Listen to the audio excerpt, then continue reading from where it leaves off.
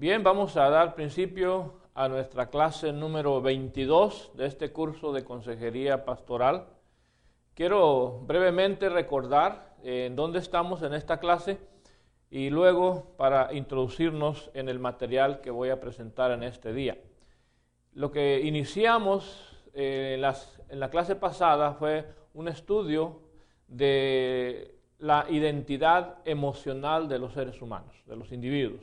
Y lo que hicimos la vez pasada es que hablamos de una de las partes importantes de esa identidad, que es la parte individual.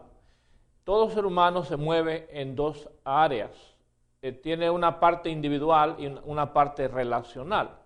Entonces nosotros hemos estado estudiando la parte individual, y la parte individual tiene dos componentes.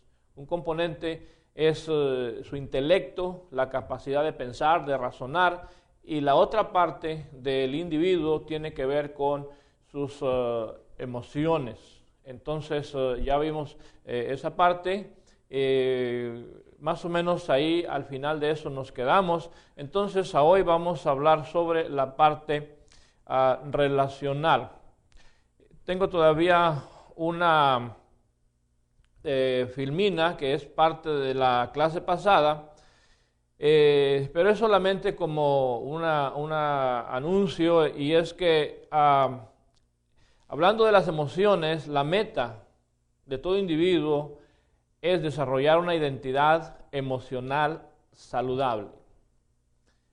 Todos nos damos a conocer y la gente nos observa, pero una de las cosas que juzga es cómo nos presentamos ante los demás desde el punto de vista emocional.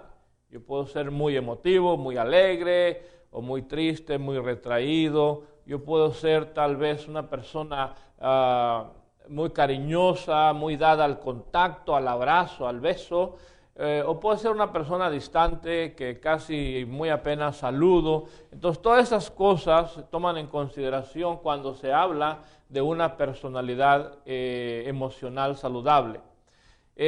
No hay duda que nosotros afectamos a los demás, ya sea positiva o negativamente, dependiendo de nuestra personalidad emocional. Si yo soy una persona con problemas emocionales, entonces lo que yo voy a hacer es que voy a afectar a todos aquellos que me rodean.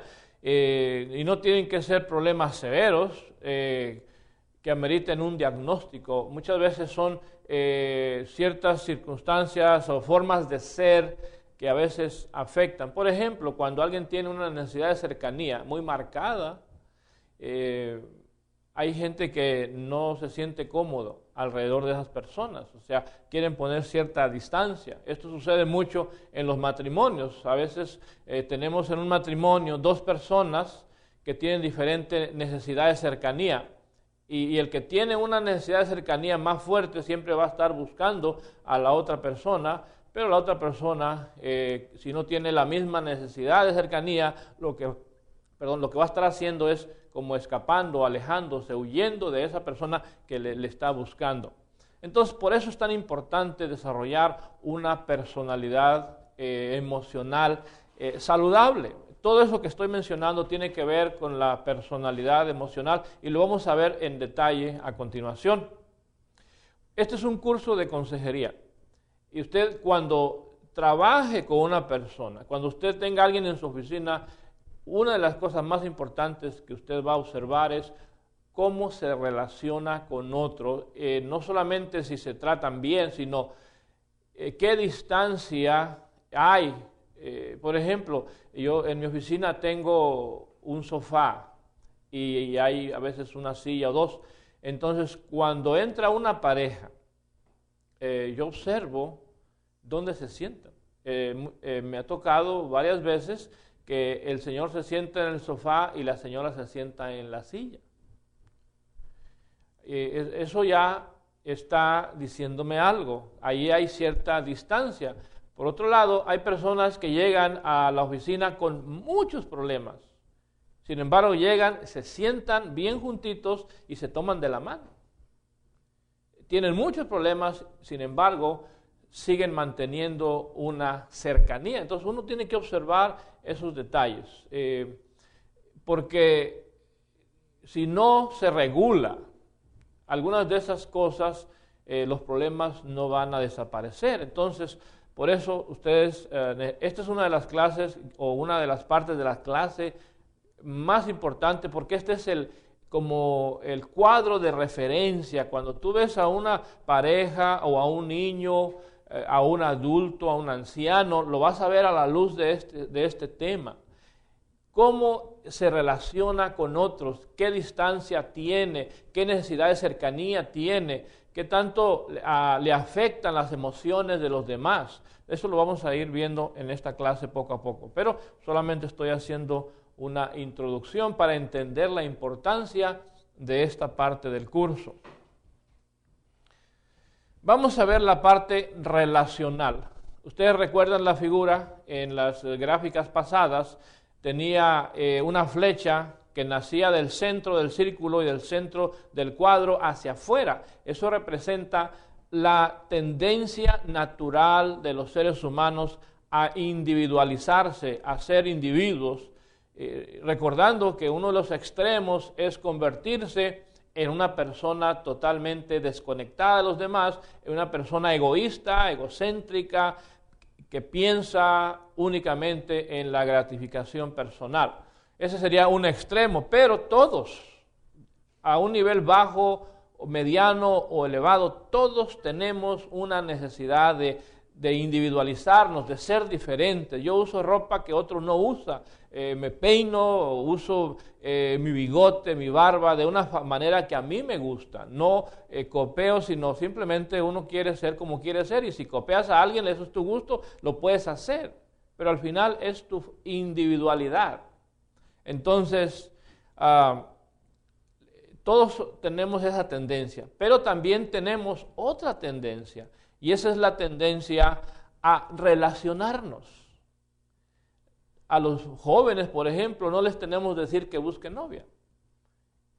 En una manera natural, ellos buscan la cercanía de otra chica, de una muchacha, porque hay una tendencia natural hacia la relación. El origen de la tendencia a relacionarnos también tiene un origen biológico, es una fuerza biológica que empuja al individuo a agruparse. Por eso es que somos parte de una iglesia, somos parte de una familia, somos parte de un club, de una organización, de un equipo, porque hay esa tendencia. Ahora, la tendencia es en grados. Algunos la tienen muy desarrollada, o sea, tienen una tendencia a relacionarse muy intensa, mientras que por el contrario otros la necesidad de relacionarse es muy baja. Entonces, a eso es donde está la diferencia, y eso es algo que tenemos que aprender a observar, y hay detalles que uno puede observar que nos ayudan a identificar qué tan fuerte es esa tendencia.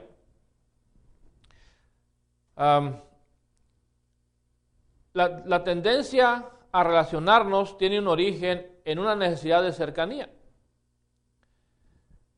Todos tenemos una necesidad de cercanía, algunos muy fuerte, otros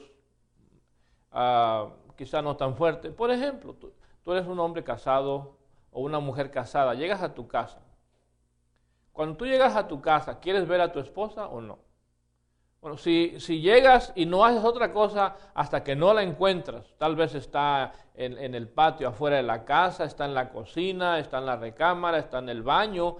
Cuando tú llegas, si tienes una necesidad de cercanía, tú vas a llegar a buscarla. Porque hay un impulso interno que te empuja a buscarla. Sin embargo, hay individuos que no sucede eso. Llegan a su casa, su esposa está en casa. Sin embargo, ellos llegan, prenden la tele, se ponen a descansar o se van a la cocina, preparan algo.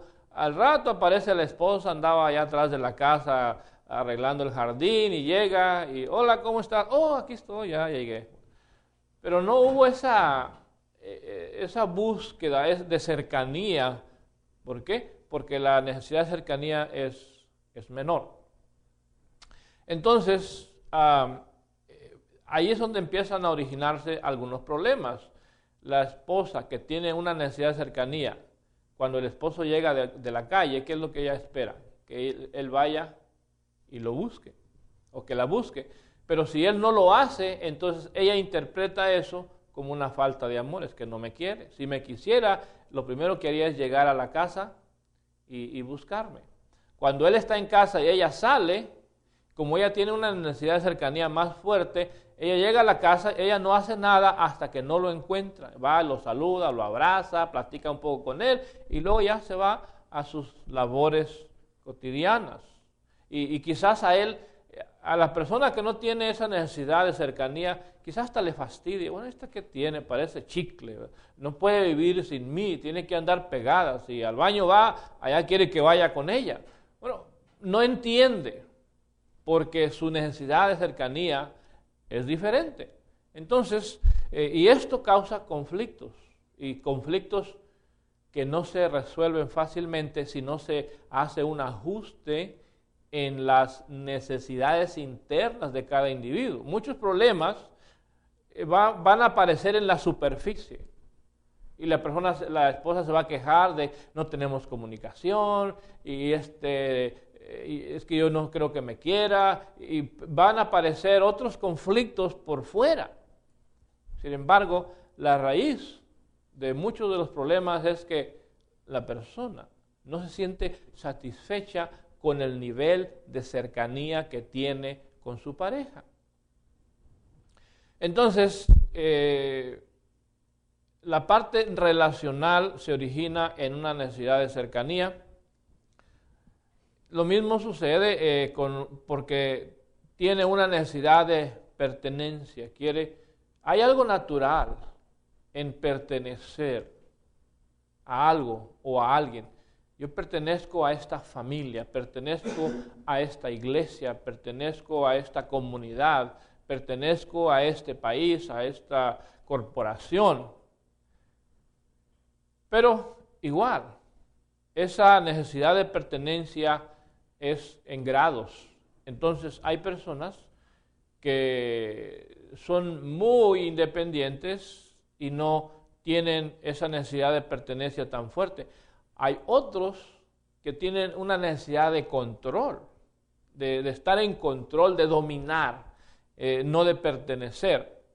Pero es otro de los factores que nos hace acercarnos, relacionarnos, juntarnos con otra persona y en este caso con una pareja del sexo opuesto y formar un matrimonio. Los riesgos de la tendencia relacional es que pierda la identidad. Es uno de los riesgos. La tendencia a la individualidad me lleva a ser una persona egoísta, egocéntrica. Pero el extremo relacional me lleva a perder la identidad. O sea que mi identidad se diluye y puede desaparecer en una relación. Hay matrimonios donde después del matrimonio, después de la boda, empezó esa lucha por ver quién tiene más influencia, más poder, y el más fuerte empezó a tomar control de la relación y empezó a dictar y a determinar muchas cosas que después de un tiempo ya se quedaron fijas. De tal manera que la otra persona empezó a perder influencia y empezó a desaparecer, su identidad desapareció. ¿Por qué? Porque la persona más fuerte la absorbió. Entonces la otra dejó de ser un individuo y se convirtió en una sombra. Ya en la casa no hay nada que la represente a ella o a él, porque las cortinas las escogió él, el piso lo escogió él, el color de las paredes las escogió él, el lugar donde viven, la casa donde viven, el tamaño, el número de recámaras, las escogió Él. O sea, no hay nada. Lo que está sembrado afuera, ¿quién lo escogió? Él. Entonces, Él es el que ha impuesto, determinado todo lo que rodea la casa. Entonces, ella, pues no hay nada en la casa que diga esto es mío. A mí se me ocurrió pintar las paredes azules, porque si lo hace, el esposo le va a decir, azul, pero ¿cómo te puede ocurrir a ti pintar las paredes de azul? Ese color ya no se usa. Va a criticarle, ¿para qué? Para que siga desapareciendo, para que se siga diluyendo, para que se vaya desintegrando su identidad, de tal manera que la única identidad que existe en esa casa es la de él, o puede ser la de ella. Estoy usando el ejemplo de un varón, pero puede ser el ejemplo de una mujer. Hay mujeres tan dominantes que eliminan por completo al varón. Llega, pero como si llegara una sombra a la casa. Cualquier cosa que dice la señora, cállese. No, tú no digas eso, eso está mal. El pobre señor vive ahí, pero como si no existiera, porque no puede expresar ningún tipo de gusto. Salen a comer, no salen a donde él quiere ir a comer. Salen a donde ella quiere ir a comer. Entonces, eso es cuando la personalidad de uno absorbe al otro. Entonces, porque hay esa necesidad de relacionarse, pero en esa relación el riesgo es perder, es el extremo, perder la identidad. Eso también nos hace que quedemos expuestos a los disturbios emocionales de los demás, de tal manera que todo lo que sucede alrededor mío me afecta a mí. Y yo no tengo ninguna barrera, ninguna protección. Entonces yo vivo a merced de los demás. Si los demás están alegres, entonces yo estoy alegre. Si los demás están tristes, yo estoy triste. Si todos están enojados, pues entonces yo también estoy enojado. No tengo ninguna barrera que me proteja de los estados de ánimo de los demás. Eso sucede cuando nos vamos al extremo de la relación.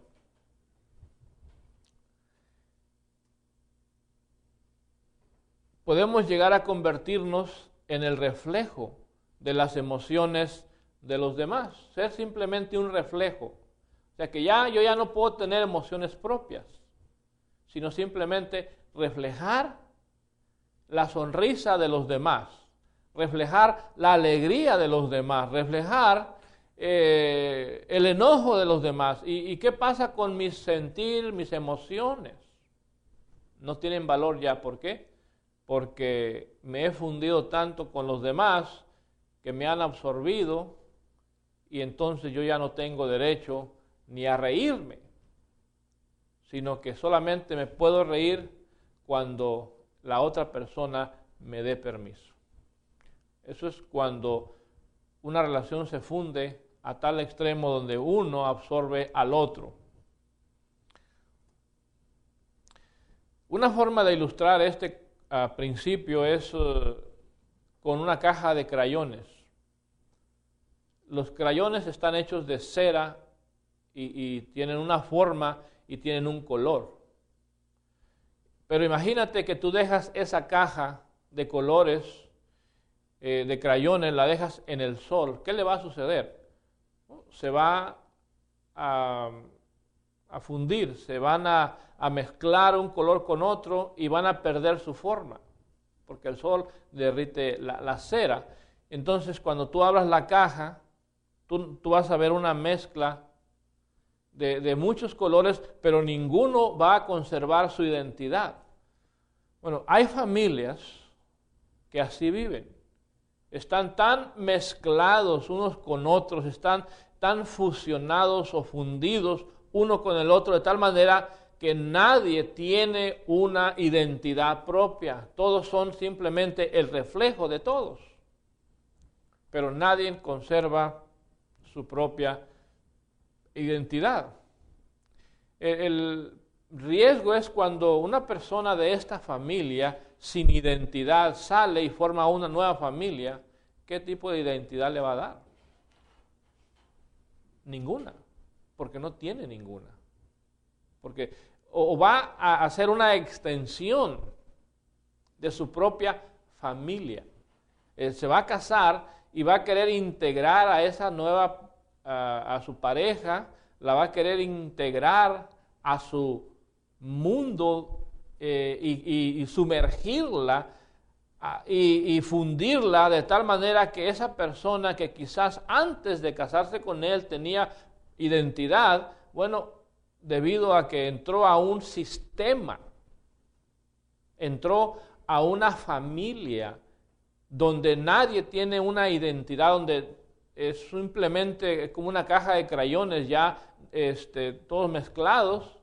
Entonces todo el que entre en contacto con ese sistema lo van a querer absorber y moldearlo a que sea parte de ese sistema. Ahora, esto es una advertencia también para los que vamos a ayudar a otros. Cuando tú entras en contacto con una familia con estas características, tú no vas a escapar de la influencia de ellos. Ellos te van a querer absorber y te van a querer mezclar entre todo su mundo revuelto.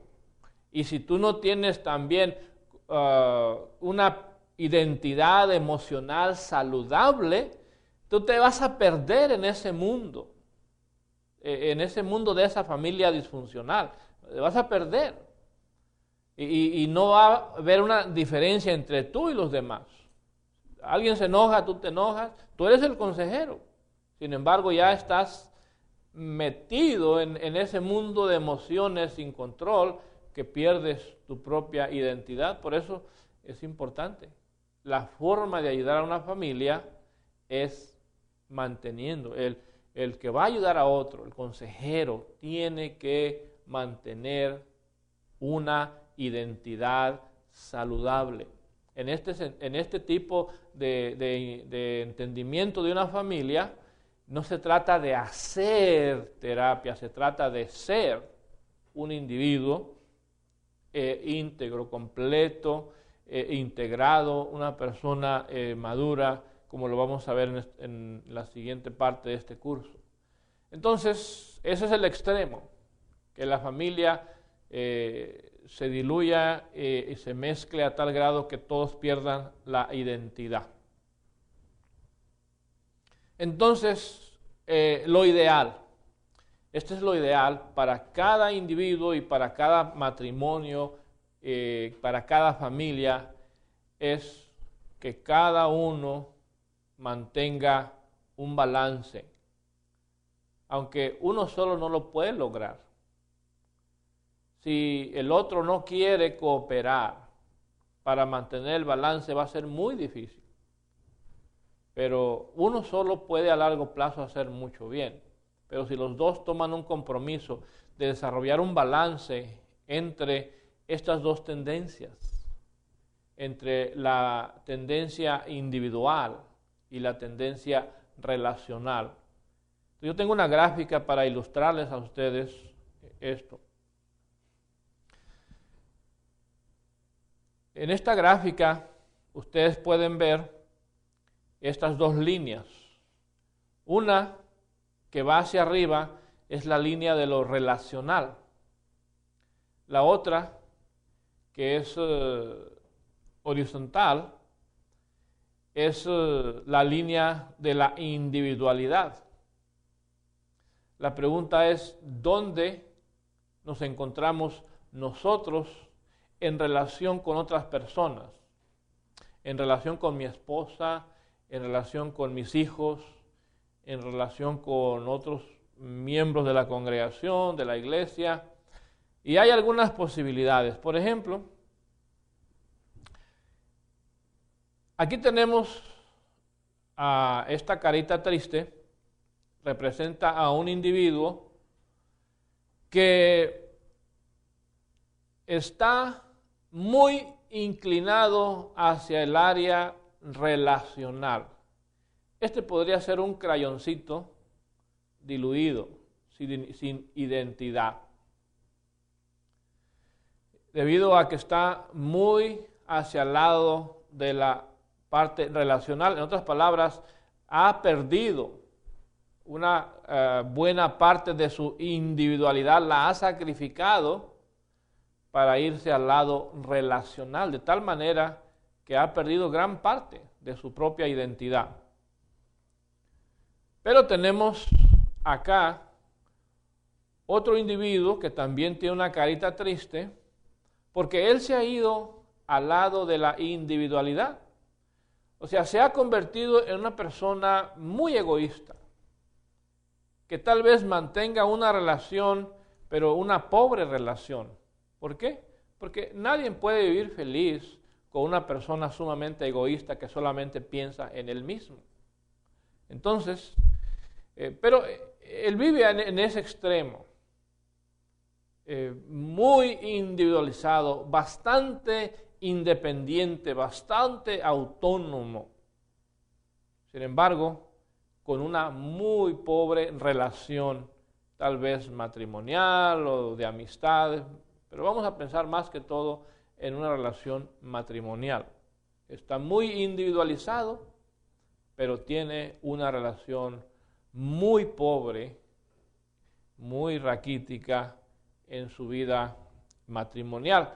Entonces, ¿cuál sería la opción? Bueno, yo creo que ustedes ya pueden imaginar, y la opción es el balance. El balance entre el aspecto relacional y el aspecto individual. O sea que hay que mantener nuestra identidad, nuestra individualidad, pero a la vez hay que mantener una relación. Y los dos extremos son fáciles de desviarse a ellos. Pero el arte de cada individuo está en mantener ese balance. Tener tu identidad, pero a la vez estar en contacto saludable. Cuando alguien llega a este nivel, se le puede llamar una persona que tiene una identidad emocional saludable. Ahora, ¿cómo se ve esto en la práctica?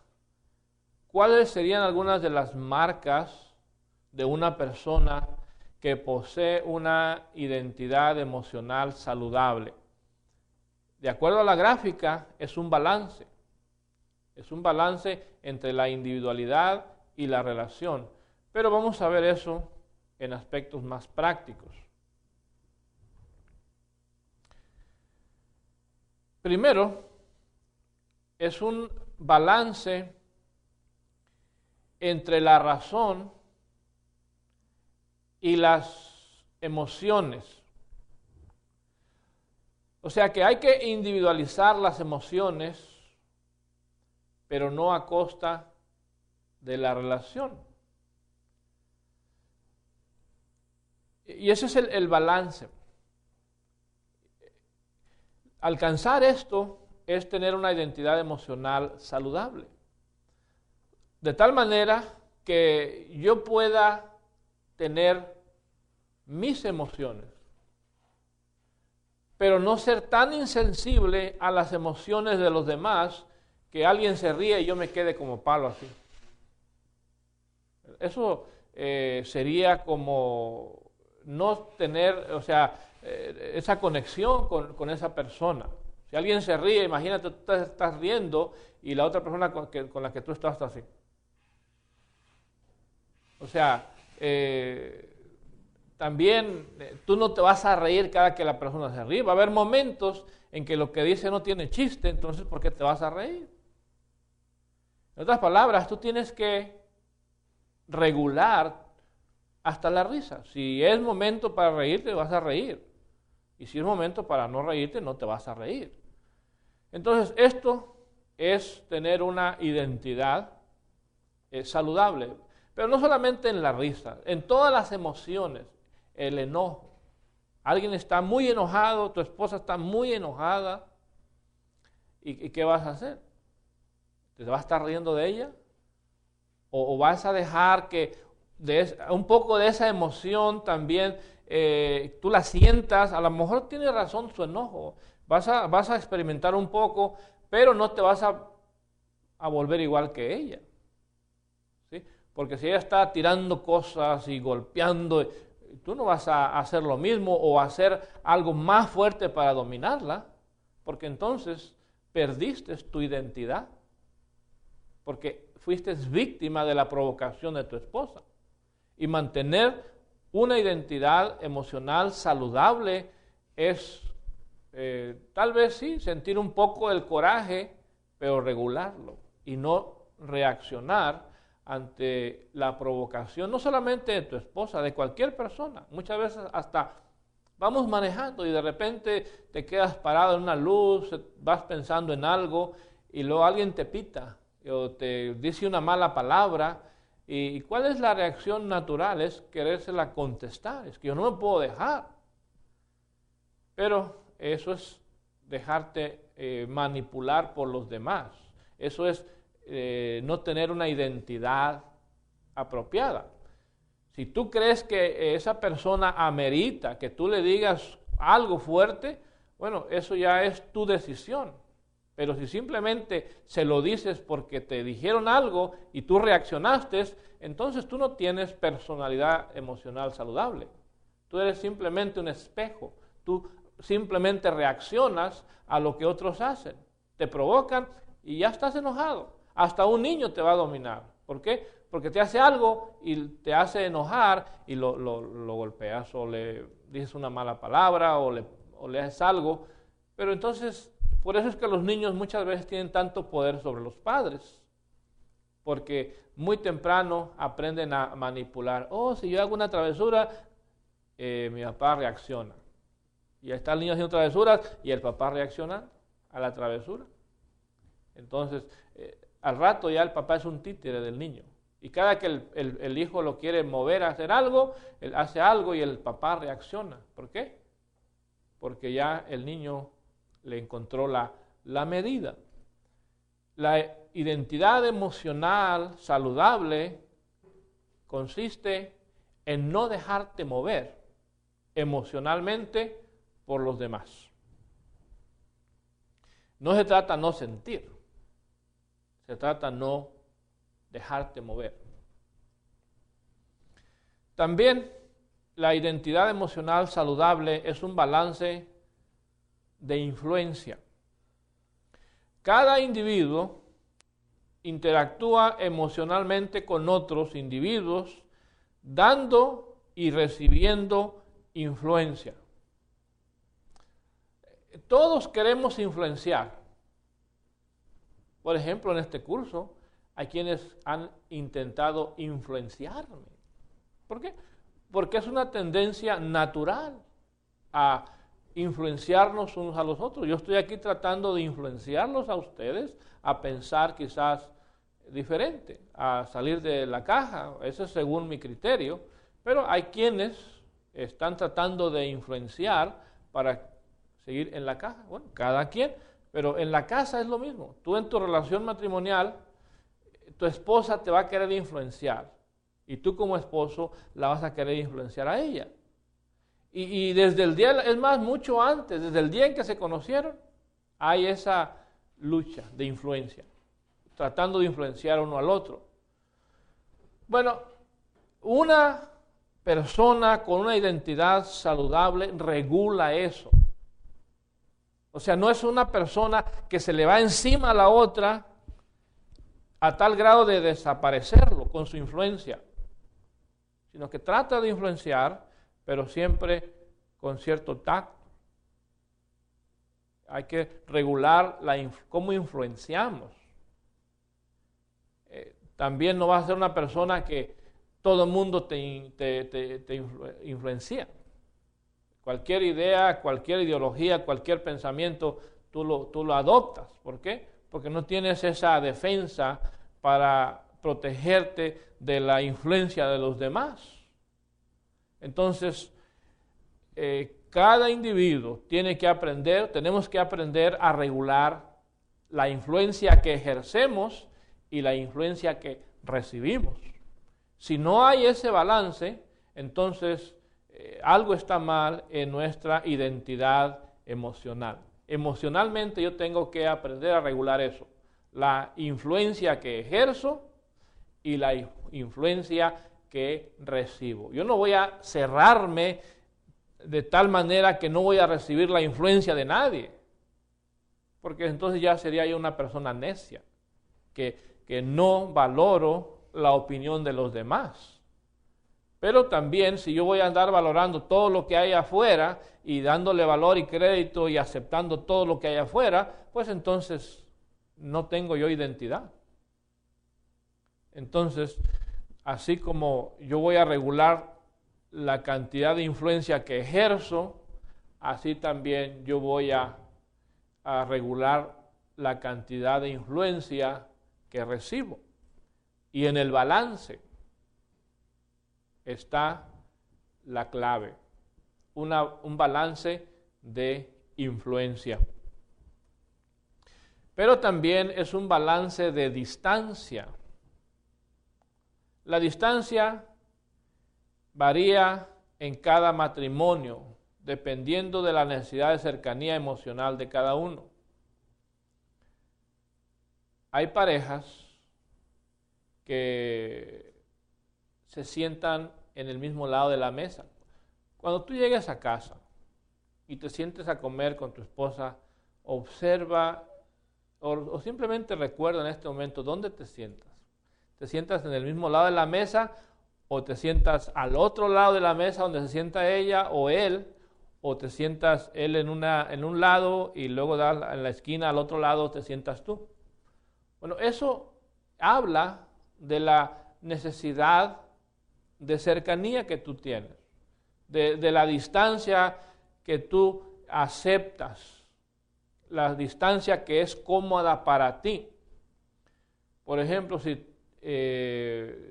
tú te subes a un carro y el carro va lleno de personas, ahí algunas personas se sienten a gusto ir tocando al que va al lado, ¿verdad? O sea, se sientan como si nada pasara, ¿verdad? Como si fueran solos y la otra persona a veces se siente cómoda, hasta se hace como que si quisiera hacer bien para la otra orilla.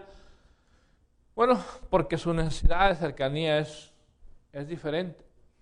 Entonces, nosotros tenemos que aprender a regular eso.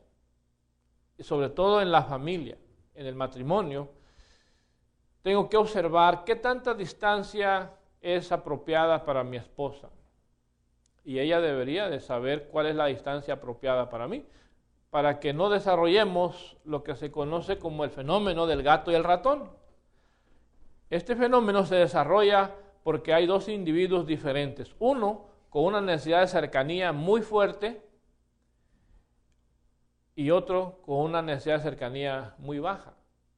Entonces, el que tiene una necesidad de cercanía busca la cercanía, pero el que tiene poca necesidad de cercanía se aleja. Entonces, él lo sigue y se aleja, lo sigue y se aleja. Entonces, eso se convierte en el gato persiguiendo al ratón. El ratón escapando y el gato persiguiéndolo. Y yo por ejemplo, el hombre llega a la cocina y quiere abrazar a su esposa. Y ella se siente incómoda y se va de la cocina, se va a la recámara. Y allá va el chicle, ¿verdad? Detrás de ella llega a la recámara y platica un poco y se sale de la recámara, lo deja solo y se va a la sala a ver la tele. Y allá llega el chicle, ¿verdad? A la sala a ver la tele con ella, pero inmediatamente que él llega, ella se siente incómoda y se aleja. O al revés. Es más, creo que es más común al revés. La mujer tiene como una tendencia más a la búsqueda, a la cercanía, y el hombre a veces como que le quiere su espacio, quiere meditar, quiere descansar, quiere relajarse, y llega la señora ahí y lo empieza a tocar y se empieza a sentir incómodo y hace gestos, ¿verdad? Y se sale porque la cercanía, no tiene la misma necesidad de cercanía, y entonces lo curioso es que entre él más se aleja, ella más lo busca, y entre él más se siente perseguido, pues más corre, y entre más se aleja, ella más lo busca y más ansiosa se siente, y él pues entre más lo persiguen, más ansioso se siente también, y desarrollan ese fenómeno del gato y el ratón. Entonces, una identidad emocional saludable es cuando los dos no están así, ni están así, sino que están más o menos a una distancia que a los dos les es cómoda. Disfrutan, se la pasan bien, y entonces disfrutan. Hay una distancia saludable. Hay que aprender a identificar qué tanta necesidad tengo de cercanía y a desarrollar una distancia. Cuando yo haga eso, entonces he alcanzado ese nivel de tener una identidad emocional saludable. También es un balance de identidad. En otras palabras, en una relación hay que desarrollar la capacidad de mantener la identidad propia, pero también hay que permitir al cónyuge que mantenga su propia identidad. Esa es una de las razones por las cuales los matrimonios tienen tanto problema, porque generalmente uno está tratando de cambiar al otro. No le permite tener su propia identidad. Y en forma justificada, porque lo que la persona hace le molesta. Lo que la persona hace siente como que de alguna manera le afecta. Y entonces trata de modificar para que no le afecte igual. O sea que la razón parece justificable. Creo que por eso es que los matrimonios luchamos tanto por cambiarnos unos a los otros. Pero ese no es el camino.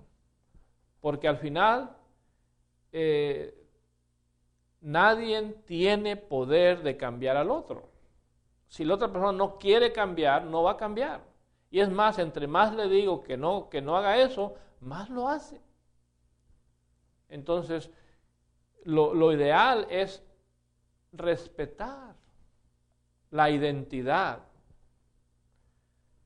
Y yo sé que a veces ya no estamos conformes con la pareja que tenemos, pero nadie nos la trajo a fuerza.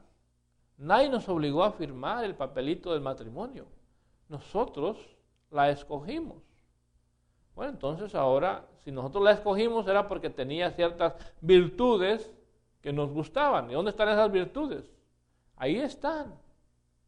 El problema es que a veces ya no las vemos, ahora le vemos los defectos. Y son los defectos los que nos hacen quererle cambiar o modificar su identidad. Mira, si alguna vez te han dicho estas palabras, tienes que escucharlas. Es que no me dejas ser yo. Esa es una expresión de frustración porque alguien está enfocado en querer cambiarlo. Quizás tu pareja se siente que tú estás obsesionado por quererle cambiar algo, a tal grado que te dice, es que no me dejas ser yo. Y hay que permitir. Hay que ser y dejar ser. Hay que vivir, pero hay que dejar vivir. Hay que tener tu propia identidad, pero tienes que permitir a los demás que tengan su propia identidad. Cuando lleguemos a ese nivel, habremos alcanzado la identidad emocional saludable. También tenemos que alcanzar un balance de reacción. Algunos individuos somos altamente reactivos, de tal manera que cualquier cosa que consideramos una amenaza o un riesgo, inmediatamente reaccionamos.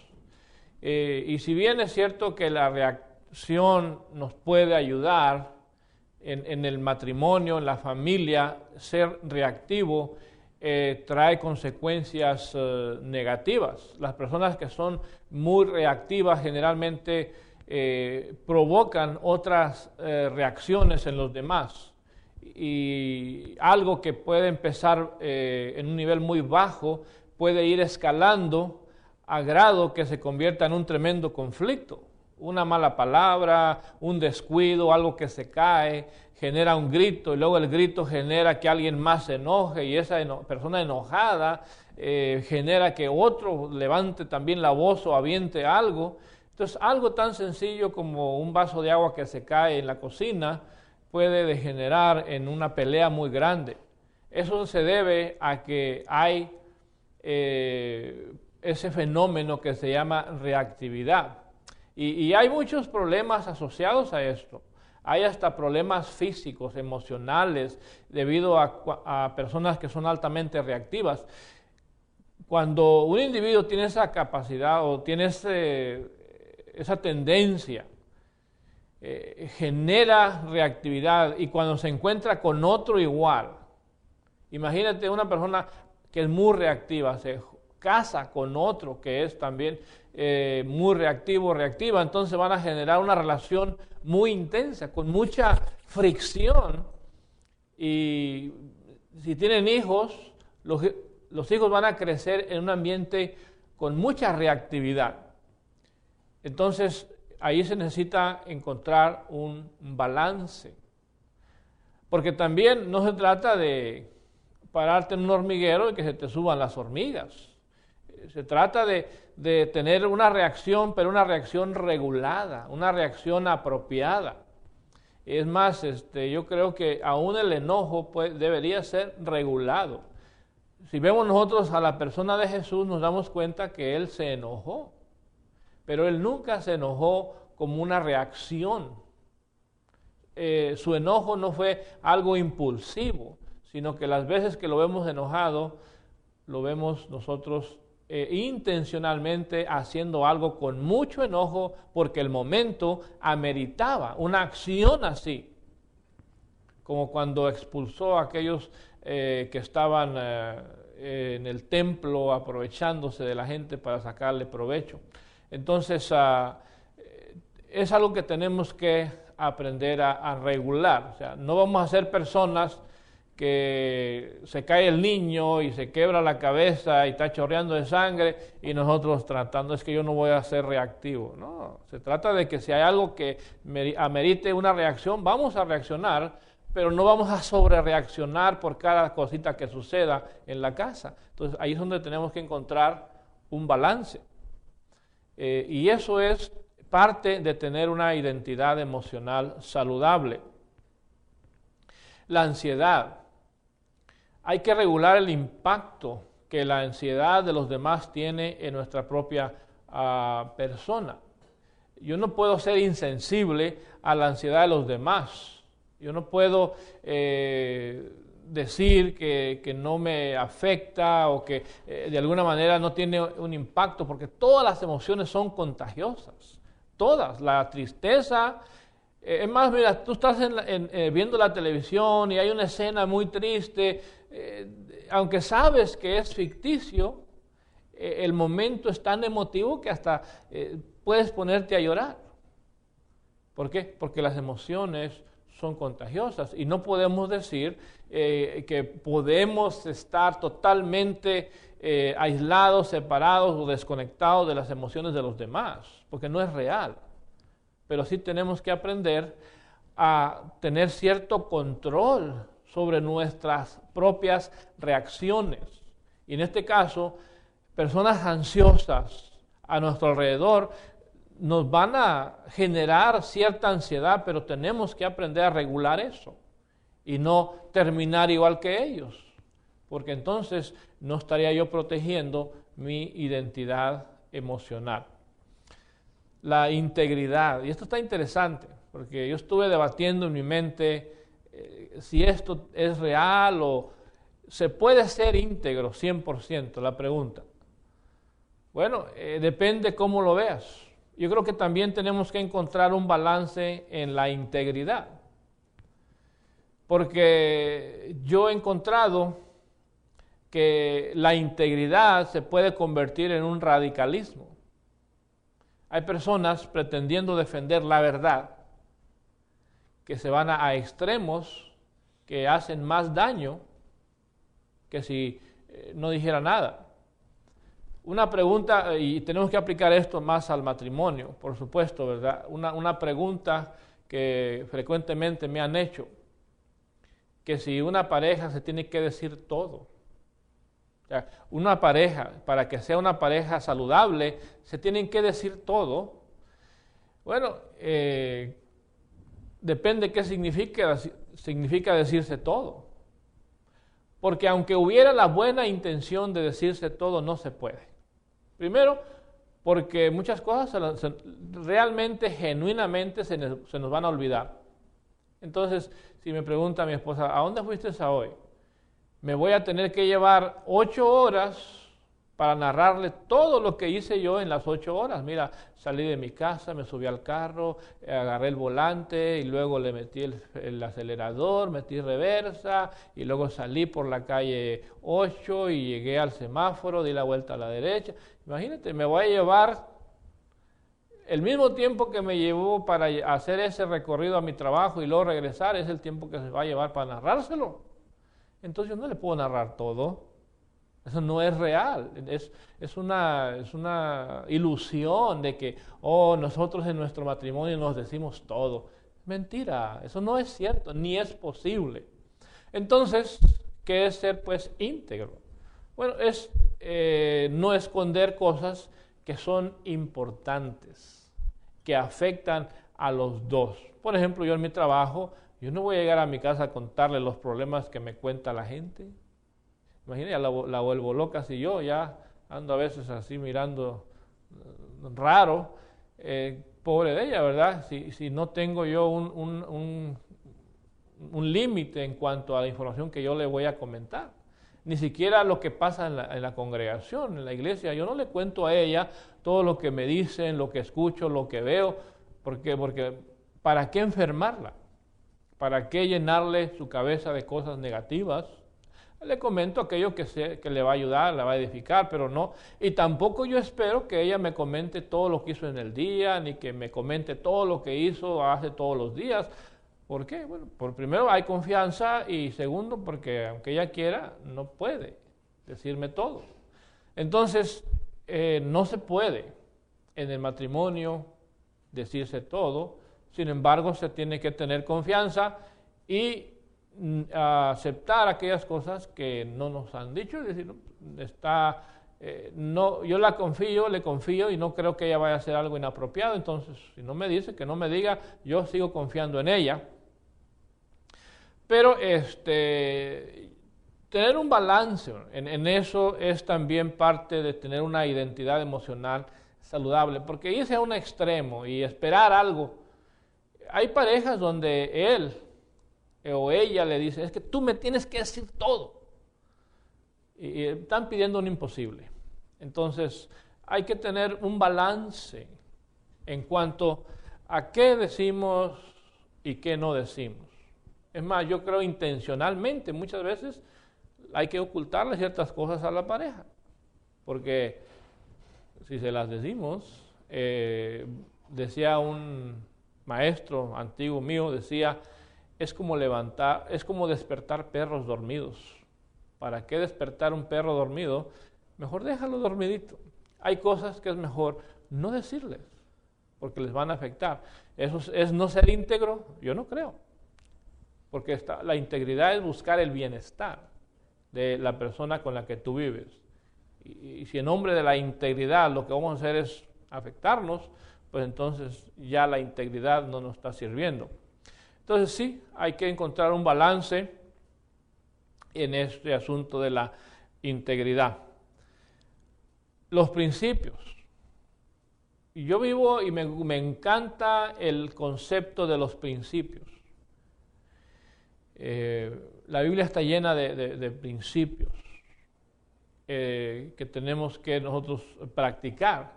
La pregunta es, ¿se pueden practicar todos?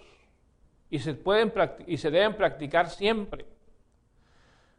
Yo creo que no, porque hay principios que pueden llegar a ser inconvenientes. Pueden ser muy convenientes en muchas partes, pero hay momentos donde un principio puede ser inconveniente. Por ejemplo, es que yo siempre digo la verdad. Es un principio. Decir la verdad es un principio. Sin embargo, llega alguien a tu casa, alguien que quiera hacerle daño a un familiar y te pregunta, ¿y él está aquí? Y le vas a decir, sí, ahí está, abajo de la cama escondido, ve, sácalo. ¿O qué le vas a decir? No, no ha llegado, o algo te vas a inventar. ¿Para qué? Para hacer un bien mayor. Para hacer para proteger a una persona inocente. Entonces, pero hay veces que se lleva esto a los extremos, y extremos que ya no son convenientes. Entonces, en todas estas cosas uno tiene que tener un balance, usar eso cuando es apropiado y no cuando por mantener un principio vamos a hacer más daño.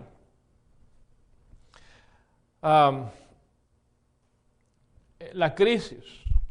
Las crisis también tenemos que desarrollar un balance, y quizás es aquí, una persona en crisis le cuesta mucho trabajo pensar con claridad. Pero nosotros podemos prepararnos para ese momento. Ojalá y nunca llegue, pero un día va a llegar una crisis. Y entonces, ¿qué vamos a hacer? Tenemos que encontrar un balance. ¿Un balance entre qué? Un balance entre el dolor y el crecimiento. Porque las crisis son oportunidades de crecimiento, pero para poder crecer hay que pasar por mucho dolor. Eso es la prueba. La Biblia habla de las pruebas. No quisiéramos pasar por pruebas, pero a través de las pruebas es como se logra la paciencia.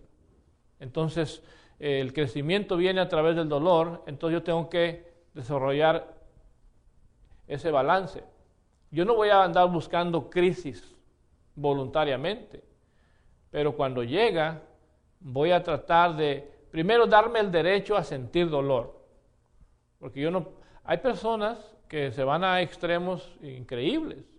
Es que yo soy cristiano y a mí el Señor me da la fortaleza y yo no siento.